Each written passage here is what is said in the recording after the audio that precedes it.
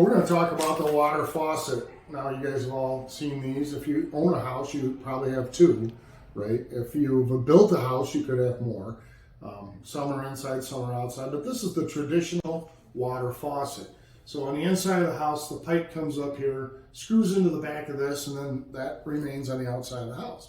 Well, in the winter, you have water right here on the outside of this faucet. If that freezes and breaks, your water will run, and it could even make its way into your window well or your basement. Okay, so that's a outside water faucet hazard. Now, some of you know that there's usually another valve on the inside that you can shut off. Then you can open this and drain the water out, which is common on older homes. So probably 1970s or newer, you might see what they call the freezeless water faucet. Okay, so what they do here is, yes, the pipe runs here, but the first joint in the pipe is here. And from the faucet knob back in here, there's a drive shaft, so to speak, or a shaft that connects to the valve. And the valve is inside the house.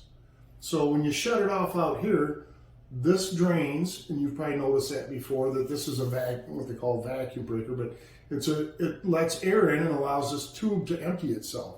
So this part of the water faucet's empty back to here. Now, can these freeze? Yeah, if there's a lot of insulation around here, or you got a air leak around there that can get back to this valve and freeze the valve, yes, they could. If you leave a garden hose attached, this stays full of water and it'll freeze just like the old style. So if you don't have a freezeless, you can put them in. If you don't know what to do, figure out what you have, and then you can make a decision from there.